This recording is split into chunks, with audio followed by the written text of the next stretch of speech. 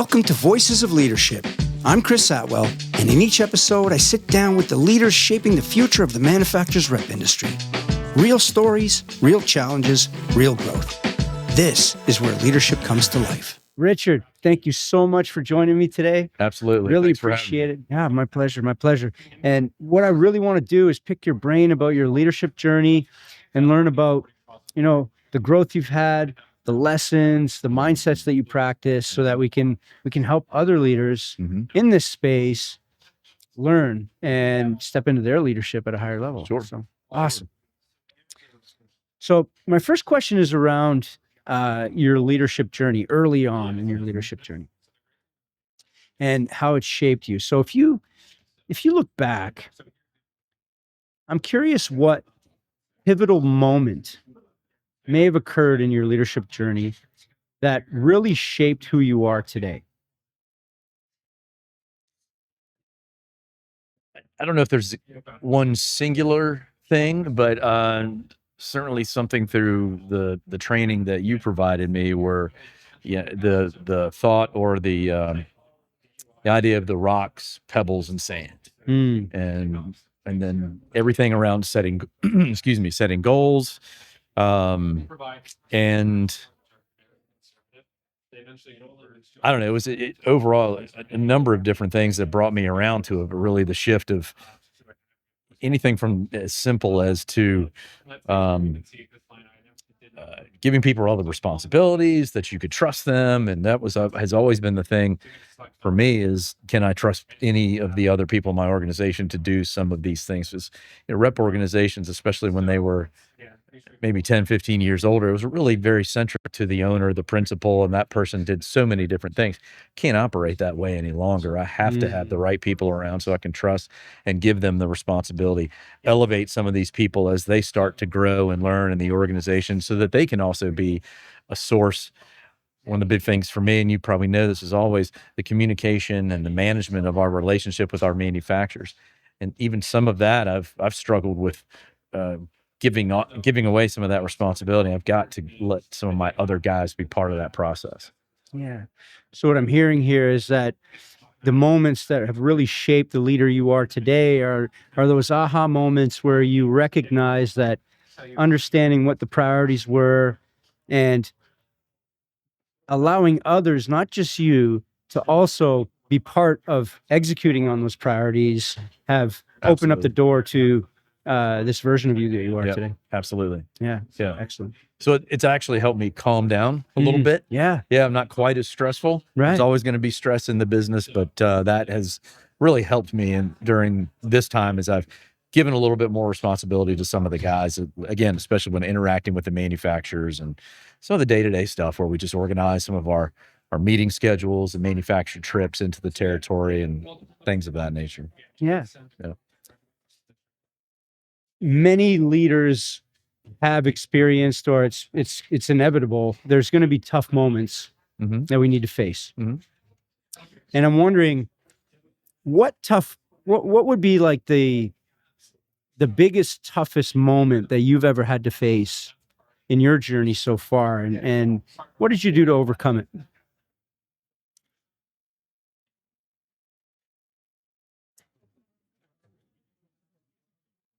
Man, probably, and you knew about this too, was having to part company with one of my fairly long-time employees, having to make a very difficult decision that I thought was going to be best for the business in the long term. That was probably, in the last couple of years, has been one of the most challenging things for me, especially in a small company.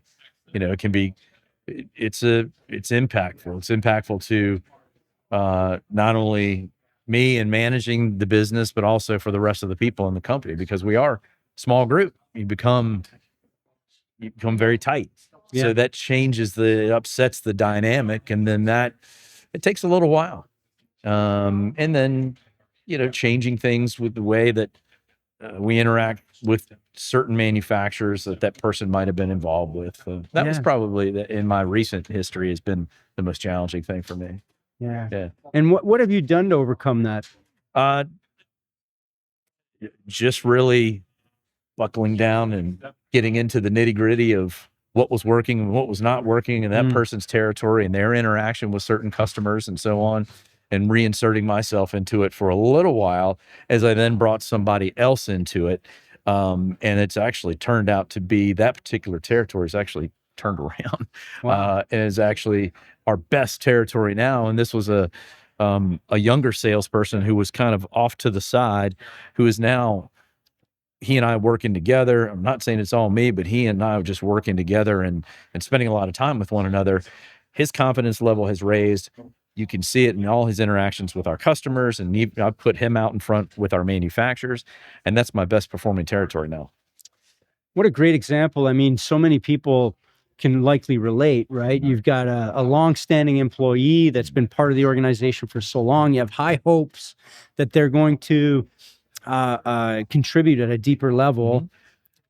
Unfortunately, it doesn't work out. And then you have to step up, get roll your sleeves up, Sure. get into the nitty-gritty, and in the end, things turn out even better, which Yeah. is kind of, that's amazing. Yeah. So very cool. Yep. I'm a big believer in routines and habits and mindset.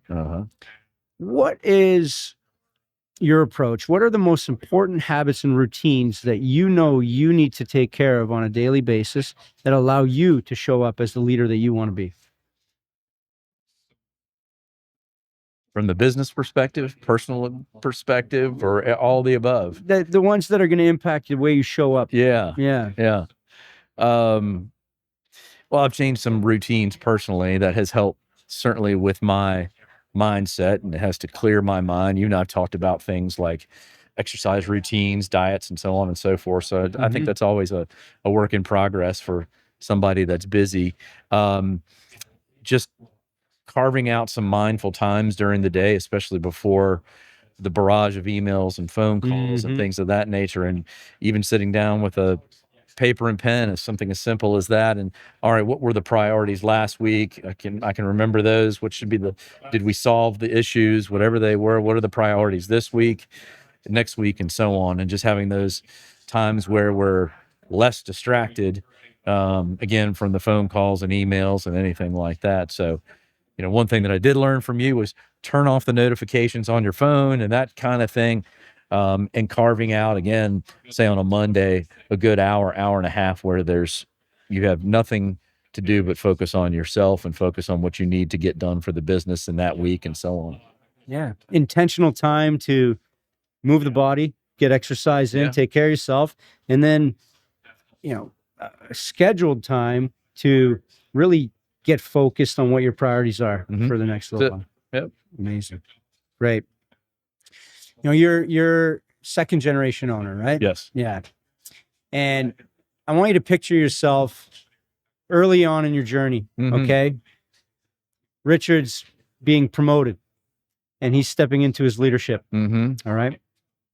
What advice would you give him today? Oh, I don't know where I'd begin on that, but it would be a lot. Yeah, certainly was at a different point in my life back then, and probably did not understand how complicated this business could be. Yeah. And maybe took it at a little bit more of a, maybe didn't grasp the seriousness of it necessarily, or, and then how, if you really embrace it and how successful you can be. So it took me a little time to figure that out, and it's just at a different point in my life. So yeah, I would do that and eliminate some of the other distractions. Not that you can't have a social life and hobbies and so forth, but maybe balance that out a little bit differently. That would have maybe cemented my place in the business a little sooner than what it turned out to be. Great advice. Absolutely great advice. There's a lot of change happening in the industry. Your business is evolving. What are you most excited about that's coming up for you and your business and the industry? Yeah. And what is that going to require of you when it comes to your leadership? Okay.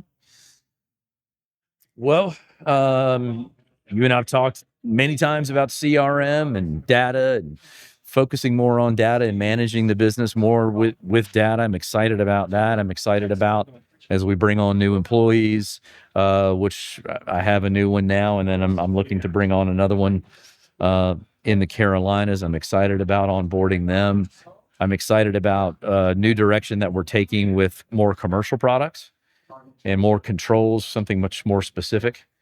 And then we're doing a whole heck of a lot more marketing than what we ever had. Yeah. I was using some of the framework that you and I had worked on a while ago, and it's slowly starting to work. We're doing some other things, going to more developing our relationships with contractors, and even doing a little marketing to homeowners for one of our more consumer-focused products. So I'm really excited about that, to see where all of that's going to end up and land, and hopefully taking us into a whole different direction over the next couple of years. Yeah. Yeah. So what does that require of you, right? You're running the business. It's a mindset change, and it is also a increasing my level of trust with my salespeople to continue to manage and foster the relationships with the distributors, but also asking them to do something different, which is work with contractors on a more regular basis. And everybody feels stretched, and we're all pressed for time, but this is very important to the business. It is shifting. We love our distributors. We love our wholesalers. You all know who you are, but they're pulled in a lot of different directions these days. And so for some of our products, those guys just don't have the time. We have to foster those relationships with the contractors and do the pull through sales, and help out our distributors in different ways than what we ever had. So it's a different way of operating the business from what we've ever done, because it was always 100% reliant on our distributors. Yeah. We still rely on them, but we're just doing it in a different way. Yeah. So you've got to show up to make sure that your team understands why and how they're going to do that, and what the new expectations are. And that mindset is something you're adopting. Yeah. We're setting goals. One of our particular product lines is, you and I've talked about this too, is very contractor focused. You have to stay in front of the contractor to make it successful. So everybody has a goal of 4 to 5 contractor trainings per month on that product line. Right. And then we can measure the sales based on that. It usually takes about 30 to 60 days to see the results. But we do review that on our biweekly calls as a group, and then I'll do that individually on the other weeks. Very cool. Yeah. Got a question for me? All right. He's gonna shoot me a question. Okay.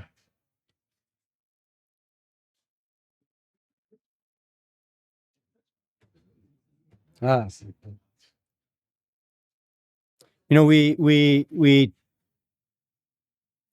me see how I can frame this. Yeah. A lot of people think that what got them here is going to continue to work and get them to where they want to go. Right? Okay. Do you think that a lot of rep agencies might be addicted to the same old playbook that got them here, even though they know that it won't get them there? I do. Yeah. Yeah, absolutely. Yeah. Yeah. Why do you think that is? Why? Maybe I don't know. It could be resting on laurels. It could be apathy. It could be, hey, I'm just pulled in so many different directions. I'm going to keep on rolling with the program or the business model that we had. I don't see it that way. I mean, it's the stuff, if you're a business owner, that keeps you up at night, that you say, we've got to do things differently. I can see it in the sales figures sometimes. So that's the most evident thing, of course. But just having watched this change in our industry, whether it's manufacturer consolidation, wholesaler consolidation, and so on, or private equity being involved with so many contracting firms, we have to change the way that we go to market. And I think any of the reps that they may see it, but they're not quite reacting to it, are going to get caught. Yeah. And I hope they're some of my competitors, but no, but the manufacturers do see it too. And that's, we're getting that kind of feedback all the time. And we're working with our manufacturers on different plans than what we've ever had. Yeah. In that regard. So you can't keep doing it the same way. No. Well, thanks for giving me that perspective. I appreciate it. No problem. Richard, thank you very much for joining me today. Absolutely. You've had an incredible leadership journey. And for those who I see coming up in the industry. They could benefit from your experience. So if they're looking to learn, grow, lead with purpose, listen to this interview, and appreciate your time. Happy to help anytime.